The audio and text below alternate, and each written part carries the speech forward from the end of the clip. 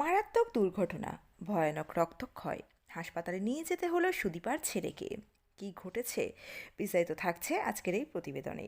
তো বন্ধুরা, অবশ্যই সম্পূর্ণ ভিডিওটি দেখুন। চ্যানেলে নতুন থাকলে চ্যানেলটিকে সাবস্ক্রাইব করে পাশে রাখা নোটিফিকেশন আইকনটি অল করে রাখবেন।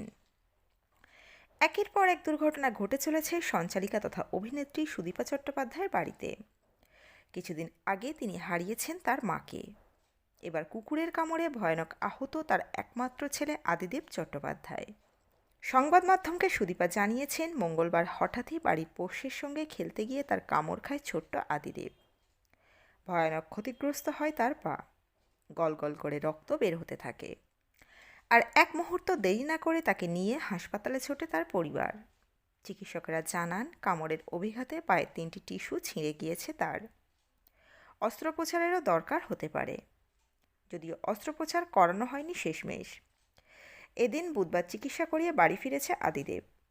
সুদীপার কথায়, অস্ত্রোপচার করতে হলে অনেকটা সময় অ্যানাস্থেসিয়া করে রাখতে হতো, তাই আর সেই রিস্কটা নিইনি।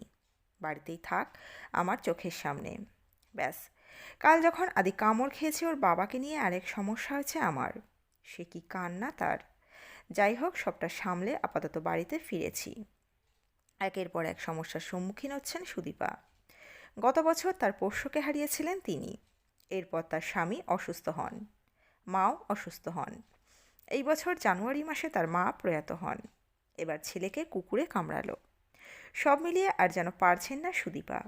খানিক দীর্ঘশ্বাস ফেলে বলেন, ভগবান জানে না কেন এমনভাবে আমার পরীক্ষা নিচ্ছেন। আমি তো কোনো কালেই পরীক্ষা দিতে ভালোবাসি না, তাও আমার পরীক্ষা হয়েই যাচ্ছে। আমি আর পারছি না। বন্ধুরা, এই আপডেট ছিল এতটুকুই। দ্রুত ফিরে আসছি নতুন কোনো আপডেট নিয়ে। অজানা গল্প চ্যানেলের সঙ্গে থাকার জন্য সকল দর্শক বন্ধুকে অসংখ্য ধন্যবাদ। দেখতে থাকুন, চোখ রাখুন অজানা গল্প চ্যানেলে।